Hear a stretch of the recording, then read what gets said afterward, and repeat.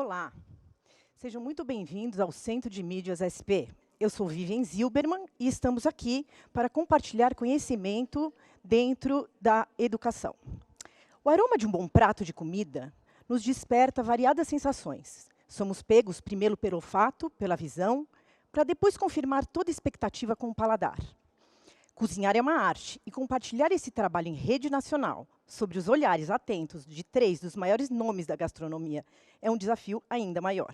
Hoje, vamos conversar com uma das participantes do MasterChef, do programa culinário de maior sucesso da TV brasileira. Seja muito bem-vinda, Raquel Novaes. Obrigada, Vivian. Um prazer estar aqui. Raquel, antes de trabalhar na área da gastronomia, você foi empresária e trabalhou no ramo da importação. Quando percebeu que queria mudar de área, de ramo, para essas áreas tão divergentes? E como foi esse processo? Vivian, essa é uma história que começa bem antes do MasterChef, bem antes do programa. Eu acho que começa com as nossas paixões. Muitas vezes a gente tenta se encaixar naquilo que a gente conhece, tem como referência de profissões que são aceitas socialmente, vamos dizer assim. Você é engenheiro, você é administrador, você é médico, você é advogado, e você não para pensar nas outras possibilidades de uma diversidade de profissões que existem e que às vezes estão mais ligadas com as nossas paixões e que muitas vezes não são validadas, como ser um fotógrafo, será que é percebido como uma profissão válida e às vezes você tem um olhar para isso? E um artista plástico, eu acho que a gente acaba esquecendo disso na nossa formação, enquanto um adolescente, enquanto uma criança. É difícil você ver uma criança falar: o que você vai ser quando você vai crescer? Você é fotógrafo. Eu nunca vi uma criança falando isso. Mas hoje a profissão de cozinheiro ela tem ganhado um pouquinho mais de status. Então, hoje, a gente já tem um pouquinho desse sonho. Mas o meu sonho ele veio porque eu fui criada com a minha avó. E ela me deu umas bases muito grandes com relação ao amor pela cozinha, pela comida. A minha avó veio do interior de Goiás. Então, quando ela foi para Belo Horizonte, ela estabeleceu alguns costumes que eram dessa vida dela lá no campo. Então, a gente tinha horta, eu aprendi a plantar as coisas, desde ali, de colocar a semente no chão, até cultivar e depois cozinhar para a família. Então, isso ficou enraizado no meu DNA. Mas era uma coisa que eu não prestava atenção, apesar de alguns sinais que aconteciam. Como, por exemplo, quando eu era criança, com 12 anos, eu comecei a vender chup-chup no colégio. Colocava na caixinha de isopor ainda, fazia o suco, congelava e depois pegava e levava para o colégio e ganhava meu dinheirinho ali para ter a minha forma de comprar minha bala, se eu quisesse, comprar meu chocolate, se eu quisesse, que às vezes meus pais não tinham condição de me dar o dinheiro para eu ir comprar uma coxinha para lanchar. Mas assim, se eu quisesse, eu tinha possibilidade. E daí eu peguei e fui aprender a fazer palha italiana com uma amiga minha. Depois eu procurei no jornal e vi um curso de trufas e ovos de Páscoa, fui fazer. E isso foi crescendo. Mas isso eu acabei deixando de lado durante um tempo. Já estava no seu DNA e você não estava tendo essa sensibilidade, isso, né? Exato, assim, exato. Eu não conseguia validar essa percepção. E chegou um determinado ponto, quando eu peguei e estava na minha empresa, que eu tinha uma importadora de acessórios de moda, e no final das contas, algo me parou para pensar: o que é que eu quero deixar nesse mundo? O que é que eu quero deixar como legado? Só pegar a minha profissão, comprar, vender, ganhar um lucro sobre isso, ou eu quero deixar algo mais? Isso começou a me bater. E aí eu comecei a questionar o que eu queria ser quando eu crescesse, com 32 anos. Maravilhoso. Nunca é Sabe? tarde, né? Nunca é tarde, nunca é tarde para mudar. E isso é muito legal. Então eu comecei a questionar. E aí eu fui fazer uma entrevista que era ligada à gastronomia. E esse, para mim, foi o estopim. Gente, como eu nunca pensei nisso antes. Trabalhar com comida. Eu sempre... isso tem a ver com a minha essência, isso tem a ver com as coisas que eu amo. Adoro cozinhar. É uma forma de me expressar. E aí foi quando eu peguei e falei, quer saber de uma coisa? Eu vou para a gastronomia, mas como que eu faço para fazer isso? E aí eu peguei, olhei, eu tinha minha empresa, mas trabalhava com importação e nessa época não estava muito bem. A gente teve uma variação do dólar muito grande em 2011 e isso fez com que, até mesmo financeiramente, eu questionasse a continuidade da empresa. E, com isso, eu peguei e falei, olha, quero fazer, estou pensando em fazer gastronomia. Eu fui fazer uma aula experimental numa faculdade. Uma professora me chamou para ter uma oportunidade disso. Inclusive, é uma coisa que eu aconselho muito no processo de escolha de uma profissão. Tente experimentá-la. Tente ver. Se você quer ser fotógrafo, vou trazer o fotógrafo de novo. Veja quem que você sabe que trabalha nessa área, tenta achar alguém que trabalha com isso e vai lá. Você quer ser engenheiro, você quer ser contador? Vai lá no escritório de contabilidade e passa lá 2 dias. Veja se você conseguir fazer isso, isso vai te dar um pouquinho mais de certeza, um pouquinho mais de segurança para você seguir nesse caminho. Então, foi essa a minha mudança. Eu peguei e olhei, fiz a aula experimental, vi que eu não tinha condição de pagar a faculdade de gastronomia. Haveria 2 opções nesse caso. Ou ir fazer estágio num restaurante e aprender na marra, no dia a dia, que é possível, pelo menos ali naquele momento. Mas, sempre que possível, tentar conciliar os estudos com a experiência é a maneira fundamental para você levar isso. E também peguei e resolvi fazer, olha, vamos escrever aqui no MasterChef, vai que acontece que eu tenho sorte. E foi sucesso, né? E eu fui muito além daquilo que eu imaginava, com certeza. Eu não sabia que eu sabia cozinhar. Aproveitando esse gancho que você está falando de MasterChef, você fez muitos cursos, aprendeu sobre carnes, aves, culinária amazônica, né? Culinária amazônica, confeitaria. Qual a importância dos estudos para quem quer evoluir numa profissão? É fundamental. Mesmo que você seja autodidata, muitas vezes é importante, todo curso de especialização, todo curso que se faz, você ganha conhecimento. Se tem uma coisa que ninguém nunca vai te tirar na vida, é conhecimento.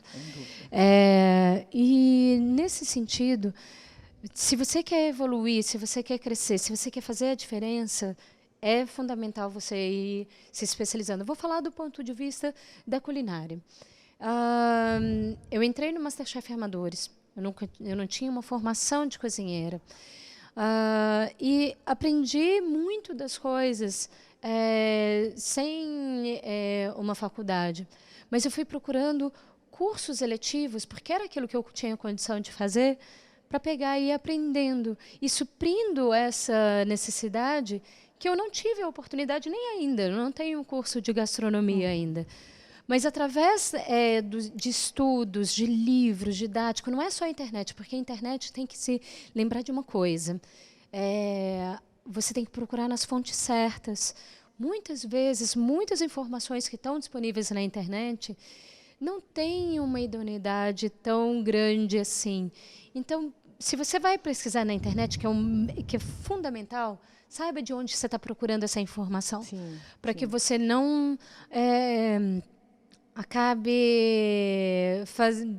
tendo uma informação errada. Principalmente hoje em dia, que tem muitas informações vindo de formas erradas. Né? Eu acho que assim, isso que você está falando é muito interessante, porque a gente pode seguir os nossos desejos, nossas Aquela coisa que está latente dentro da gente, né? Que às vezes a gente vê lá atrás que você vendeu chup-chup, que já queria fazer palha italiana, nanã, e não seguiu essa profissão, porém, hoje você atua com essa profissão, mas você correu atrás dos estudos, você foi estudar, fazer cursos e tal. Então, é interessante isso, né? A gente seguir os nossos desejos, a nossa vocação, e também correr atrás disso, né? Com certeza. Porque todo mundo pode ser cozinheiro, Vivian. Todo mundo pode chegar... A minha avó era cozinheira e ela não tinha a menor formação disso. Mas o que diferencia um cozinheiro de casa para um cozinheiro de restaurante? Sim. Essa formação, esse aprendizado, métodos... Método, receita, todo mundo tem acesso. Mas método de trabalho, isso você precisa de curso, isso você precisa pesquisa de ingredientes. E esses cursos vão te dar isso, te ensinar a criar, a trabalhar de uma forma mais eficiente.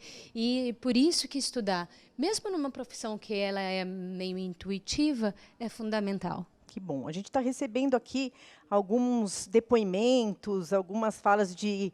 A professora Juliana e a professora Letícia estão falando depoimento inspirador. O professor Rodrigo está adorando. Professora Etelvina, muito bom mesmo. Professor Denner, aprender sempre. Isso é muito bom, né? Isso é legal quando a gente serve de inspiração, quando as pessoas se espelham naquilo que a gente traz de vida, né? É verdade. Obrigada pelo carinho, gente. Bom, exceto a experiência do programa, onde cada participante cozinhava sozinho, atuar nessa área exige muito trabalho coletivo, né? Um trabalho em equipe. De modo geral, como os estudantes podem desenvolver boas práticas para o trabalho? Olha, a cozinha, assim como um escritório, porque eu lembro que eu acho que vale a pena trazer também um pouquinho da experiência que eu tenho de trabalhar em empresa. Todo mundo tem uma função. Num time de futebol, todo mundo tem uma função. O atacante não faz o gol sozinho. Na cozinha, o chefe de cozinha, que é a posição mais alta, é o diretor da empresa, ele não entrega um prato sozinho. Ele precisa de todo mundo. Ele precisa da pessoa que está lavando o prato. Ele precisa da pessoa que está fazendo a salada. Ele precisa da pessoa que está grelhando o bife. Ele precisa da pessoa que está fazendo o molho. E isso acontece muito na cozinha, ela é segmentada. Não sei se as pessoas já tiveram oportunidade de ver num restaurante que isso tudo realmente é segmentado. Às vezes, um prato que você recebe, ele foi feito por 3 pessoas, 6 mãos. E, às vezes, a gente não sabe disso. E ter a noção de que você faz parte de um todo, que todo mundo tem essa necessidade de colaboração para que tudo saia certo, numa harmonia, como numa música, como num time de futebol, isso é fundamental, que as pessoas se comuniquem bem. Comunicação é fundamental. Quando você recebe um pedido na cozinha, geralmente quem está chefiando a cozinha, ele pega e fala, olha, saiu um filé com fritas e ovo. Aí os cozinheiros precisam responder, sim, ok. Entendi. Por quê? Porque senão o chefe da equipe não consegue saber se você se você ficou sabendo do conhecimento, né? do pedido. Então, essa comunicação e o entendimento, olha, vou soltar o bife daqui a 2 minutos. Ok, pode fritar a batata frita. Então, todo mundo tem uma colaboração. Sim. E a comunicação é fundamental, o entendimento de um todo, do pertencimento é fundamental. Todo mundo é uma pequena peça de um grande mecanismo. Sem dúvida. Isso independente da área onde pretendem empreender, trabalhar, enfim. Né? Exato, exato. Até num escritório, mesmo num escritório de contabilidade. Minha mãe é contadora, eu estou falando de contabilidade por causa disso.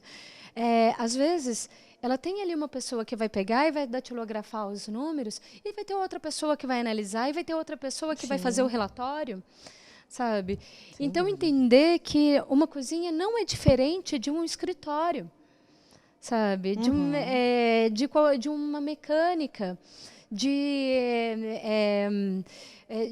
qualquer outra profissão. Sim, sim. Todas elas Acho que na vida, né? A gente precisa do coletivo até para conseguir. A gente está tendo experiências no momento também, né? Nessa fase em que a gente vive, que a gente depende do coletivo. Exato. Até para... É isso mesmo. Enfim. Bom, depois de participar do MasterChef, você foi convidada para apresentar um programa culinário na TV aberta. Sim. Né? Como foi essa experiência e como ela acrescentou na sua carreira gastronômica? Primeiro que esse convite, por incrível que pareça, foi como colocar o dedo na minha ferida. Porque o MasterChef ele é filmado de uma forma que ele parece um bate-papo, como eu estou conversando aqui com você. Eu não estou vendo a câmera que está ali. Eu estou vendo você. Então, eu não tinha noção da câmera. No programa que eu apresentava, eu tinha que conversar com a câmera, eu tinha que interagir com a câmera. E é muito difícil, porque eu sou muito tímida. Antes da gente começar a entrar, eu estava conversando com você, falando, ai, gente, ainda, independente do tempo que passe, ainda dá um frio na barriga. Mas parece que aqui, na hora que a gente está falando sobre aquilo que a gente conhece, aquilo que a gente é apaixonada, atrás de um fogão, tá tudo bem. O problema era quando eu tinha que interagir com a câmera. Eu falava que eu tinha mini infartos cada vez que eu tinha que abrir o programa, que eu tinha que falar um texto, eu gaguejava e etc. E eu acho que isso acontece, né? Sim, e isso é muito importante. É muito importante a gente fazer coisas que nos desafiam, sabe? Que às vezes não é a nossa zona de conforto, porque aí sim a gente tem a possibilidade de extrapolar os nossos limites. Sabe? Coisas que a gente não sabia que a gente tinha capacidade de fazer, coisas que são os nossos medos. A gente pega e, às vezes, mostra que não tem aquele monstro dentro do armário. Sabe? Sim, eu posso fazer. E, às vezes, por mais que, às vezes, eu vá... No primeiro dia, eu não fiquei satisfeita, eu quase desmaiei, fiquei com a visão preta de abrir o programa. Hoje, a gente está aqui batendo um papo... E a gente já conversa de uma forma um pouco mais natural, um pouco mais tranquila, sabe? Dúvida. Sempre entendendo ali como fundo o que é sua motivação para superar os seus desafios. Hoje é compartilhar, hoje é motivar que todo mundo que está ali na casa tenha coragem para seguir os seus sonhos de verdade, dentro, obviamente, das possibilidades, sabe, dentro das limitações, mas sempre que você coloca a sua paixão ali na sua vida, você consegue alcançar mais, porque você tem aquela motivação extra, você tem aquele gás extra. Muito bom, é isso mesmo. Isso é muito inspirador, eu acho que isso é importante as pessoas ouvirem, porque às vezes a gente fica realmente na zona de conforto, né? Uhum. Isso aqui eu não vou, eu não tenho condições, eu não tenho capacidade, eu não vou conseguir, e superam isso. E quando a gente supera, dá uma sensação tão boa, né, de vitória, de que você foi além daquilo que você acreditava conseguir. Muito bom mesmo. É aquilo que eu te falei, eu não sabia que eu sabia cozinhar. Eu fiz a inscrição no programa para quem sabe conseguir uma meia bolsa, e depois eu descobri. E hoje, por exemplo, eu estou hoje eu abri um restaurante e eu estou montando um cardápio. E esse cardápio para o restaurante, depois que a gente abrir de novo, voltar, começar a atender as pessoas novamente, obviamente, dentro da segurança, eu estou me matando aqui para tentar desenvolver esse cardápio faz 2 semanas, Vivi. Porque eu quero pegar e eu quero superar, eu quero pensar na apresentação, na textura, em ingredientes brasileiros, e muita coisa. Só que tem uma certa hora que a gente tem que dizer o seguinte, eu vou fazer o meu melhor, sabendo que ainda não é onde eu quero chegar, porque se você também tenta ir lá para o topo do iceberg demais, às vezes você vai se paralisar e falar, eu não dou conta. Eu não vou chegar... Ou frustrar, né? Ou se frustrar. Verdade. Então, às vezes, dá um primeiro passo. É importante. Eu estou falando isso porque ainda é um pouco do que eu aprendi a apresentar o programa, no Se Superar. Também ter essa noção de tudo é um processo. Tudo é um processo. Tudo você vai aprender um pouquinho a mais, cada vez mais que você faz. Perfeito. É isso mesmo. É verdade. Eu acho que isso dá para a gente levar para a vida, né? Para a gente pensar muito sobre isso.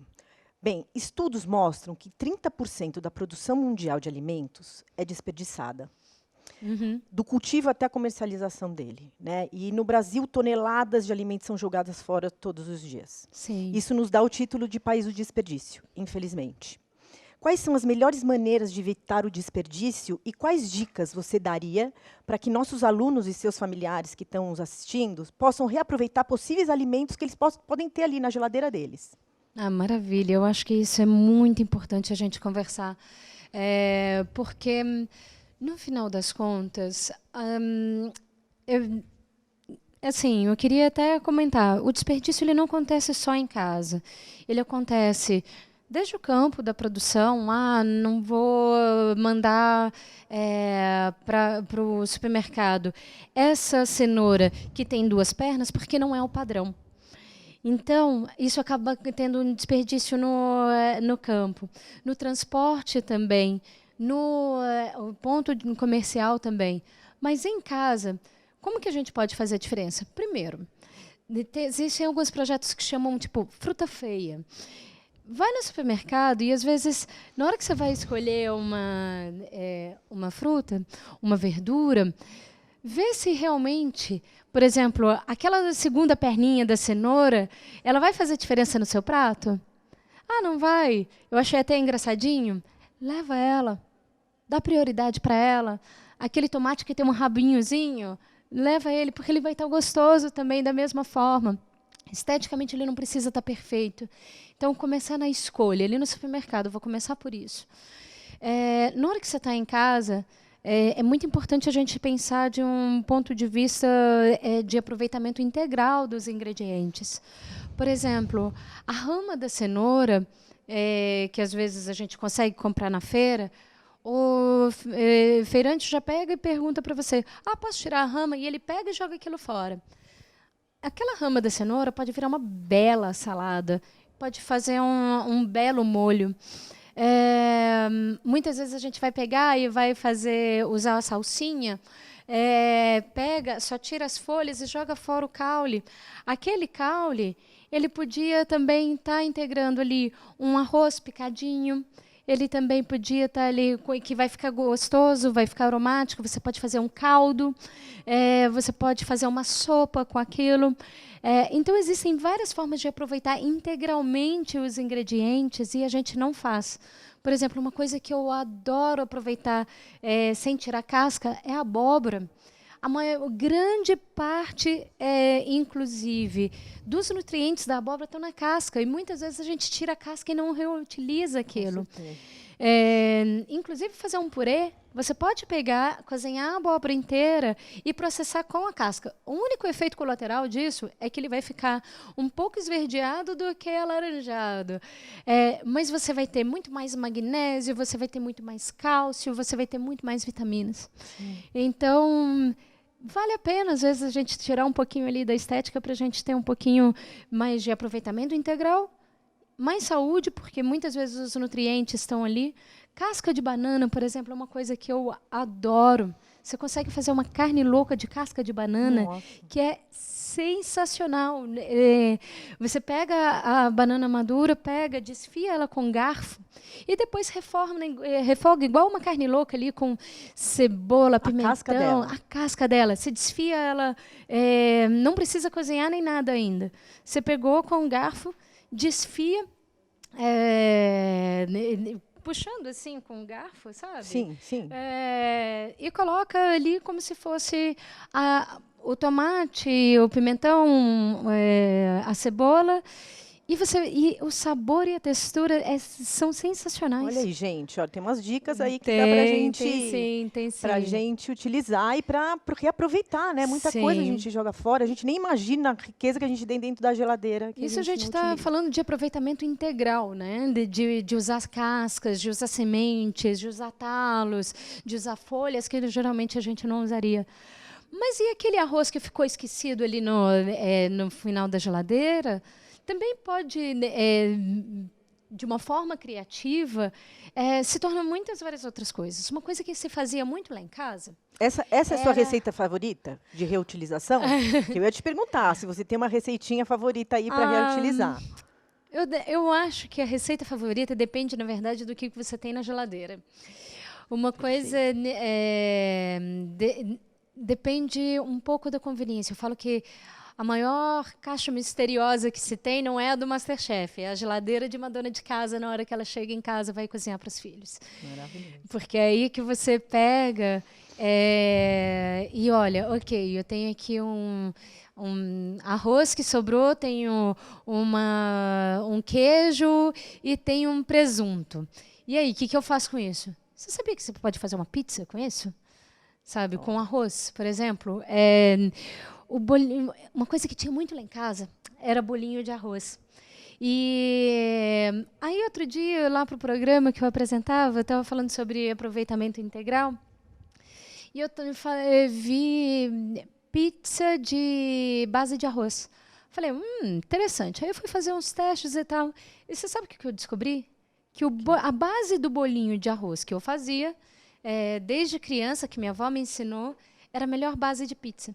Nossa, olha. Então você pega o bolinho o arroz que está ali, eu trituro um pouquinho o arroz no liquidificador. Com um pouquinho de farinha, um pouquinho de ovo, você vai, abre ali num tabuleiro, coloca para assar ali 1 minutinho, vão colocar ali uns 15 minutos num fogo médio, só para dar uma... vou colocar 20 minutos, vai.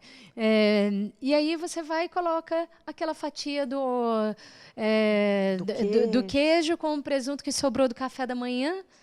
E aí você tem uma pizza. E já tem uma pizza, olha aí, viu? Olha aí, boas dicas, hein, gente? Dá pra gente comer uma pizza com o que a gente tem na geladeira e nem imagina, né? Não tem que pedir a pizza lá na pizzaria, não precisa nem gastar dinheiro para isso. Muito bom.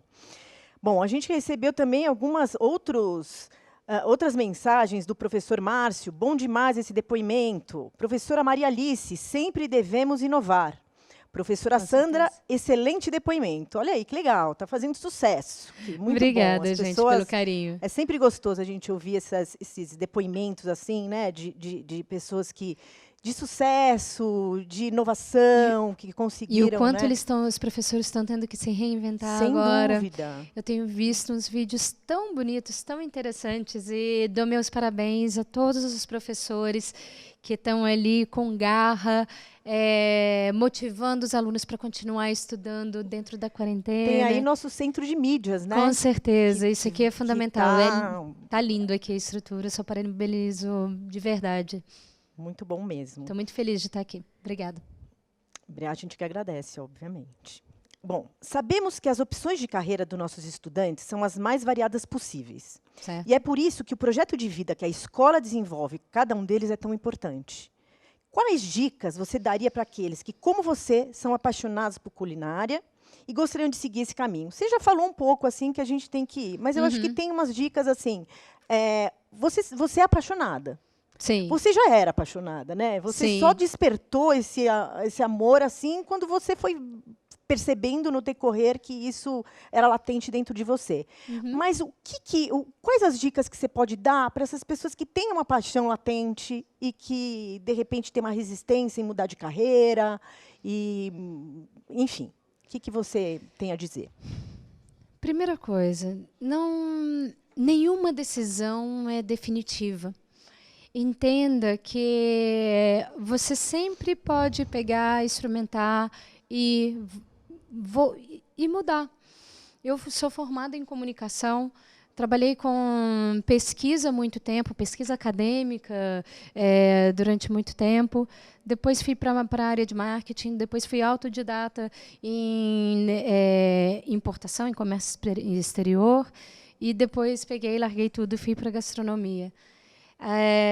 Ok, eu sou fora da curva, mudei um pouquinho mais do que eu deveria, mas se permita isso também, sabe? Eu acho que muita gente que está ali jovem na escola, no ensino médio especialmente, tem um certo medo ali de, meu Deus do céu, o que eu vou fazer na faculdade? Fica tranquilo. sabe? Vai, experimenta, tenta experimentar, como eu tinha falado antes. Mas se não der certo, se não for aquilo, vai, volta, faça de novo. Se você tem uma paixão, observa isso. A vida dá um jeito de deixar alguns sinais para a gente. Às vezes é a gente que não presta atenção. Sem dúvida. Sabe? Igual eu não tinha prestado atenção antes na minha vocação, mas um determinado tempo eu tive isso. Pensa, por exemplo, em outros casos empreendedores que aconteceram agora, no início da quarentena. Eu vi muitos depoimentos de costureiras que começaram a fazer máscaras para doar. E depois aquilo virou um negócio, sabe? Então, houve uma oportunidade ali, a vida acabou dando a oportunidade. Estou falando ali da máscara, estou falando ali de, às vezes, vender um bolo, um biscoito.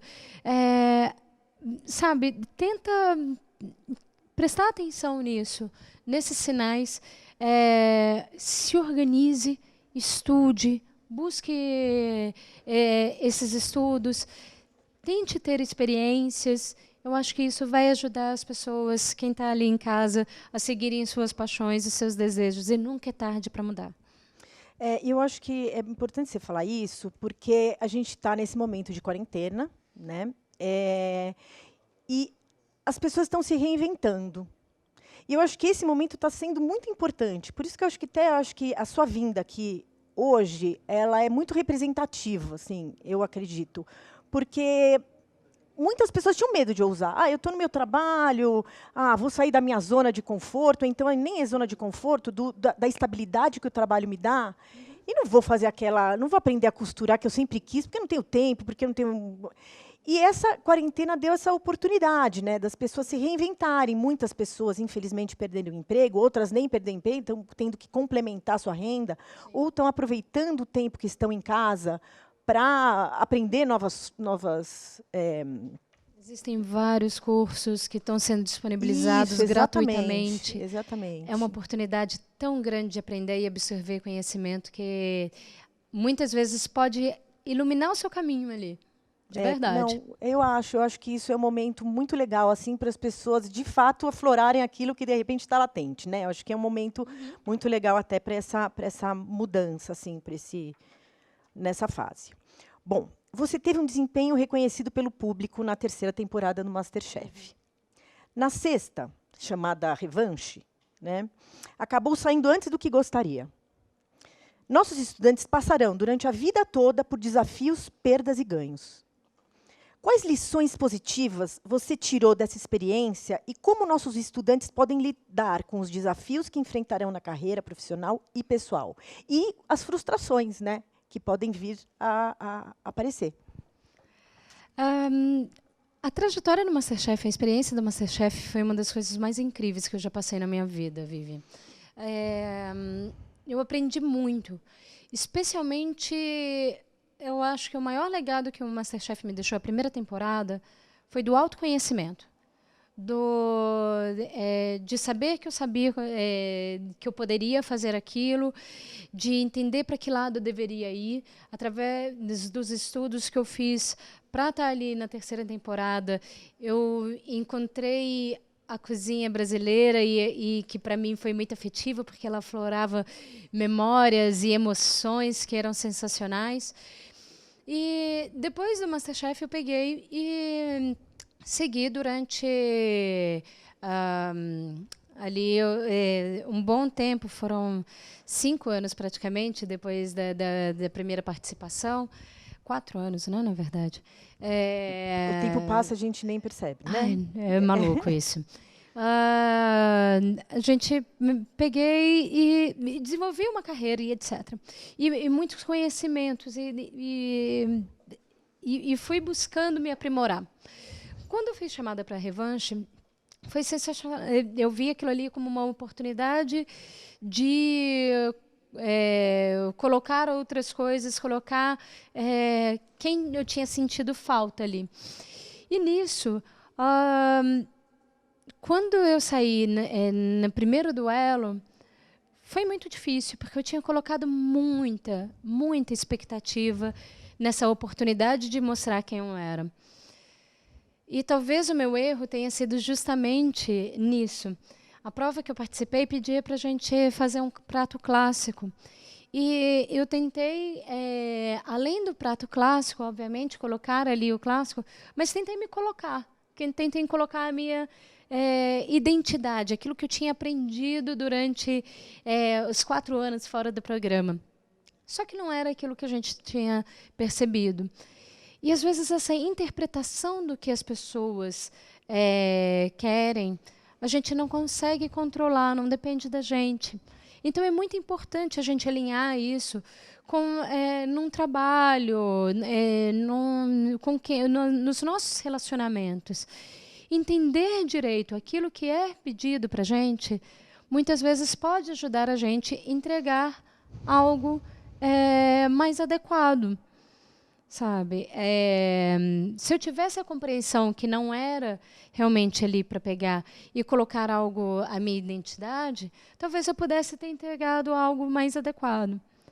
Mas um ponto que eu acho que é muito importante ressaltar, também ali daquela participação, que me marcou muito, foi a questão da relação que eu tive com a pessoa com quem eu estava fazendo a prova. Ele é bem mais novo que eu, ele tem 19 anos. Na hora que você pensa que ele poderia ser meu filho, era uma coisa meio uma loucura, né? E, no final das contas, eu percebi que ele estava um pouco nervoso, inclusive de fazer a prova comigo. E, de uma forma, peguei e virei para ele. Olha, você sabe fazer essa receita? Ele respondeu para mim. Olha, já comi, mas eu não sei fazer. E aí eu peguei, e mesmo valendo a participação ali no programa, eu achei que era muito importante compartilhar com ele a receita. Não como uma forma de subjugá-lo ou qualquer coisa, mas sim como uma forma colaborativa, de trazer, de ser humana, de justamente trazer oportunidades iguais para todo mundo, que eu acho que é uma coisa que está faltando tanto, que a gente pode, às vezes, até levar isso, por exemplo, para o que está acontecendo hoje, sabe? Às vezes, a gente pode compartilhar com a pessoa, mesmo não tendo muito, a gente pode compartilhar com a pessoa que está ali do lado, é importante a gente compartilhar com a pessoa que a gente tem aqui do lado, sabe? Para a gente sempre conseguir agregar, para a gente sempre, porque juntos a gente faz muito mais. Independente do que valha, nunca deixe de ser humano com a pessoa do seu lado. Nunca deixe, nada vale mais do que isso. É muito legal isso que você está falando, é importante para a gente refletir, e que ganhar um programa ou ser eliminado em determinado momento do programa, precoce ou não, isso não significa nada, né, na verdade. Assim, significa apenas um prêmio final de um programa. E esse legado que você deixa, eu acho que quando você imprime sua personalidade ali no seu prato, isso tem um significado muito maior, né? E esse teu espírito de colaborativo, essa coisa humana, né, da compaixão, eu acho que isso é o que de fato vale, não um prêmio final. Tanto é que hoje você é uma pessoa que está aqui, que a gente traz como uma pessoa que inspira, que pode dar bons... o que falou até agora, né? As pessoas elogiaram, que trouxe coisas muito bacanas para da sua experiência de vida e ajudando muito para a vida das outras pessoas, de quem está ouvindo, dos estudantes, dos professores. Então, eu acho que é muito relativo ganhar, né? Hoje você teve um programa, não foram todos. De fato, eu não sei se o ganhador teve um programa, por exemplo. Então, assim, é relativo o ganhar. O que é o ganhar? É um programa específico? É o ganhar experiência na sua vida, oportunidade de você passar para os outros tudo isso? Né? Eu não ganhei o programa, mas eu ganhei a oportunidade de trabalhar com aquilo que eu amo. E, às vezes... tá numa posição de destaque pode, às vezes, até te desviar da sua paixão maior. sabe? Que era realmente pegar e cozinhar. Hoje, obviamente, além de cozinheira, a gente também trabalha muito com mídia social, e acaba que, de algumas formas, com uma superexposição, você às vezes não estaria ali trabalhando com aquilo que vai te causar o maior desenvolvimento, vai te trazer o maior desenvolvimento. Sim. Então, sempre que a gente tiver uma frustração, fui para uma entrevista de emprego e não consegui aquele emprego. Mas o que eu aprendi da fala do meu entrevistador? Quais as relações eu tive com as outras pessoas que estavam ali na dinâmica comigo? Será que eu consigo pegar e aprender com isso e me desenvolver com essa experiência? Será que eu consigo trazer isso para outras maneiras? Será que ali era realmente o meu caminho? Sabe? Então é importante a gente sempre se questionar e trabalhar com essas frustrações, olhando de uma forma positiva, sabe? Tentando enxergar essas oportunidades. Quando eu falo acredite nos seus sonhos, é de pegar e tentar. Isso pode acontecer mesmo dentro de um emprego de engenharia. Será que eu consigo também contribuir? Para onde que eu quero ir? Será que eu consigo contribuir com uma engenharia, mas que vai trazer um benefício para a sociedade, para uma comunidade? Sim. Como que eu posso olhar isso? Eu tenho uma capacidade de me comunicar bem com as pessoas. Será que ser um professor, uma educadora ou um educador não seria também ali uma boa opção, sabe? De você pegar e olhar e ter tato com isso. Às vezes não precisa nem ser dentro de uma escola, mas agora tem muita gente que está precisando de um reforço. Se você tem um pouco mais de habilidade em matemática, será que você não pode chegar para o seu colega que tem um pouco mais de dificuldade e fazer uma conversa com ele pelo celular e ajudá-lo? Sabe, já que a gente não tem aquela interação no colégio, isso pode ser interessante da gente pensar e lidar. Hoje eu acho que muitos sonhos estão sendo pausados, interrompidos e dificultados. Só que entenda que está todo mundo também passando por isso. E se cada um conseguir compartilhar o pão, como eu estava falando antes, a gente consegue, de uma maneira melhor, dar oportunidades para todo mundo crescer junto. Sem dúvida. Não, isso com certeza. Muito importante essa sua fala. Bom, Raquel, a gente está recebendo um monte de pergunta. Oba! Não sei nem se vai dar tempo de responder todas, se a produção vai falar que já está terminando, mas vamos tentar responder aqui o que está chegando. Que legal! Bom, a professora Denise está perguntando qual o maior desafio da sua vida profissional. Denise, obrigada pela sua pergunta, primeira coisa. Denise, o maior desafio para mim está hoje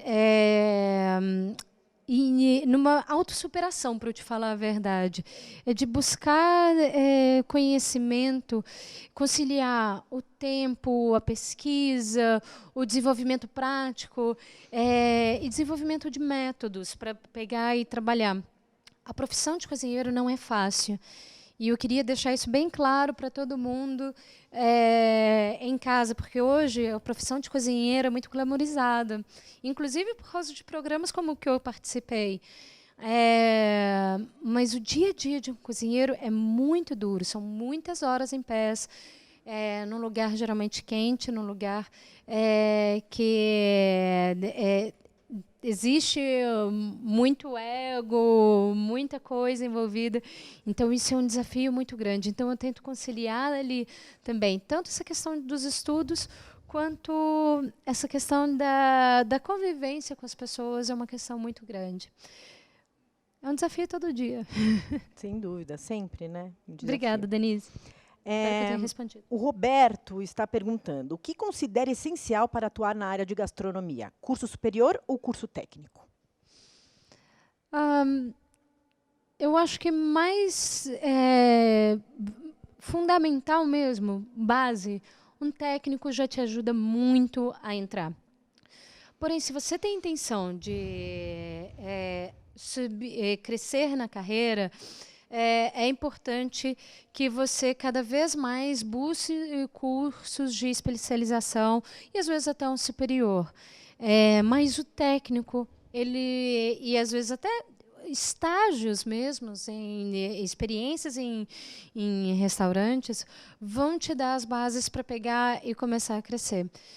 O ensino superior em gastronomia, ele vai te ajudar a planejar, ele vai já te ajudar a organizar, desde do ponto de vista de segurança alimentar, a composição nutricional de um cardápio, mas e que é fundamental se você quer tomar frente à organização de um restaurante, ou de um café, ou de uma lanchonete, ou de qualquer estabelecimento que trabalhe com cozinha, ou de um próprio negócio de bolo.